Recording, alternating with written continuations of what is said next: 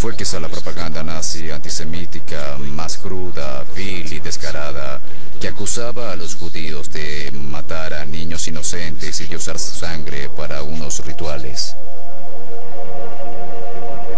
Hitler predijo que Alemania y los arios de sangre pura retomarían pronto su papel de líderes de Europa y el mundo. En 1939, en el 6º aniversario de su ascenso al poder, Hitler hizo en público una predicción ominosa sobre los judíos. Hoy seré de nuevo un profeta. Si los financistas judíos dentro y fuera de Europa logran llevar a las naciones a una guerra mundial de nuevo, el resultado no será la adopción del bolchevismo en el mundo y el triunfo de los judíos, sino la aniquilación de la raza judía en Europa. Esa retórica escalofriante marcó el comienzo de la destrucción en masa sistemática de los judíos. Era un pensamiento que decía que había diferencias de sangre por la religión. Las diferencias ideológicas infectan la sangre y para salvar a tu raza, las otras deben ser destruidas. Aún sufrimos esto hoy. Debió ser enterrado en 1945, pero no lo fue. Las ambiciones de Hitler causaron una nueva guerra mundial y él sentó las bases de su propia religión ocultista, con él como profeta y salvador. Pero para que esa religión durara, debía sobrevivir a sus fundadores. Hitler quiso asegurar su legado al tomar para sí mismo los símbolos del cristianismo. Adolfo Hitler, un profeta del odio, cuya visión de la dominación mundial es hoy casi una religión para sus seguidores. La evidencia sugiere que la profecía de Hitler se acelera en los movimientos actuales neonazis y de supremacía blanca. Y la sangre sigue siendo su símbolo recurrente de unidad.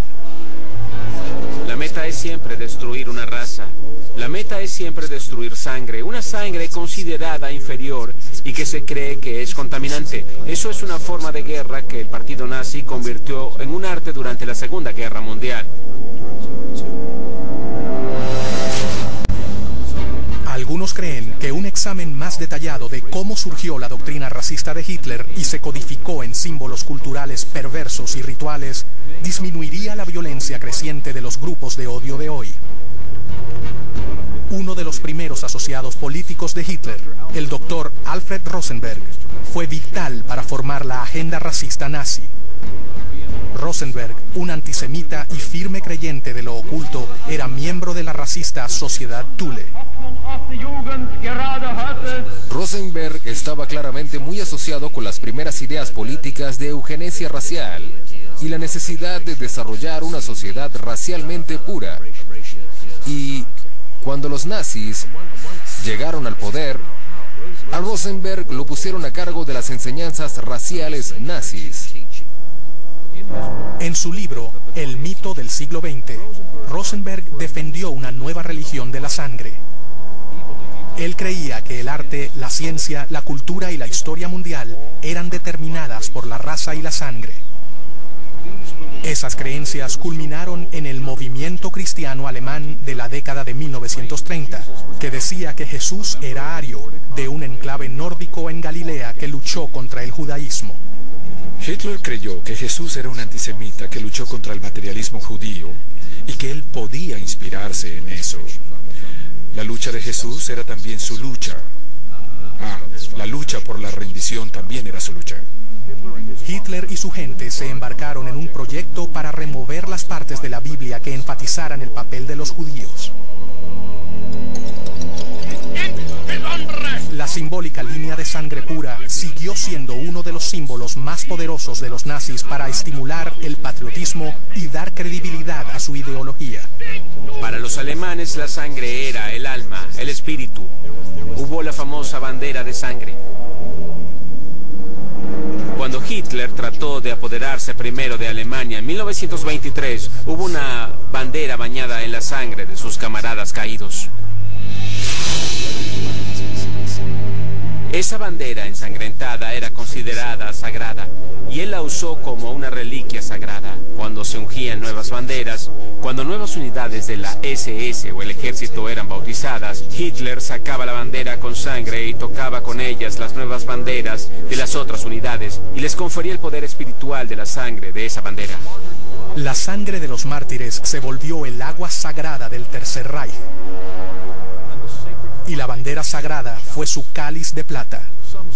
Se dice que eso fue creado por Hitler para formar rituales misteriosos de una religión nazi modelada según la Iglesia y ceremonias del cristianismo.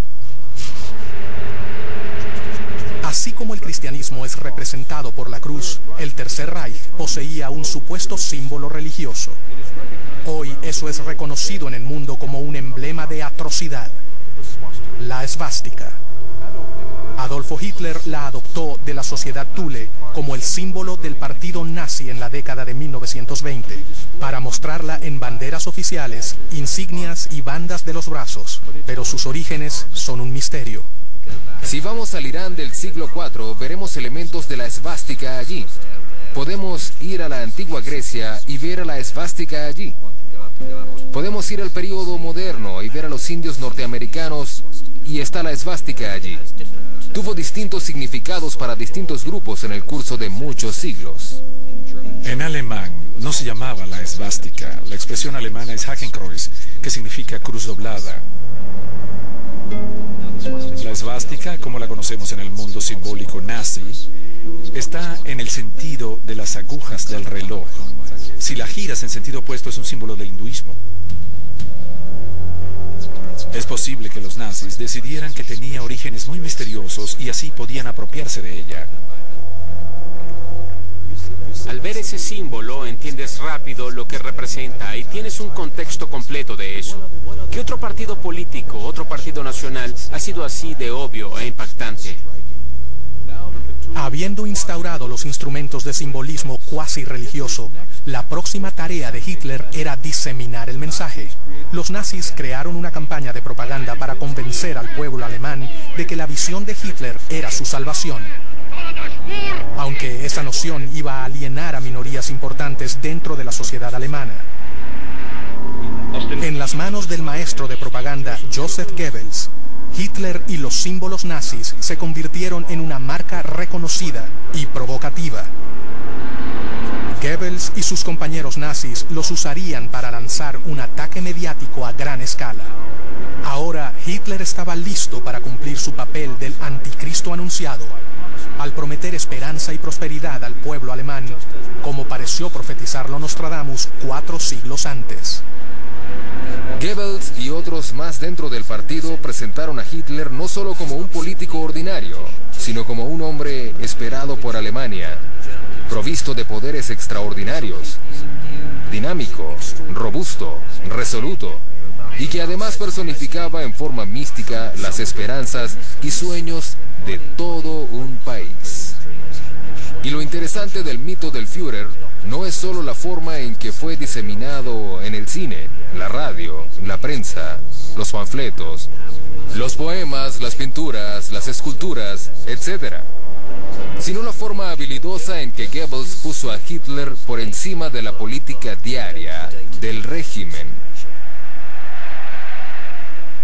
La famosa cineasta Leni Riefenstahl hizo los documentales de los mítines de Nuremberg, los famosos desfiles nazis nocturnos y las ceremonias con antorchas. El documental mostraba a Hitler como el Führer omnipotente y justo. Y siempre vemos símbolos poderosos en apariencia religiosos y los rituales del nuevo credo nazi.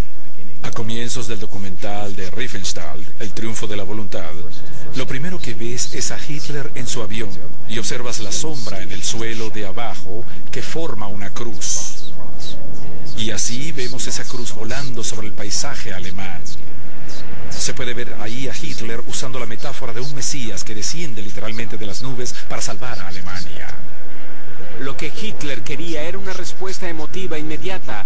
Él entendió eso, podía controlarla, crearla, Ese tipo de lavado de cerebro, esa guerra psicológica, lo que los alemanes llamaron una guerra de visión mundial.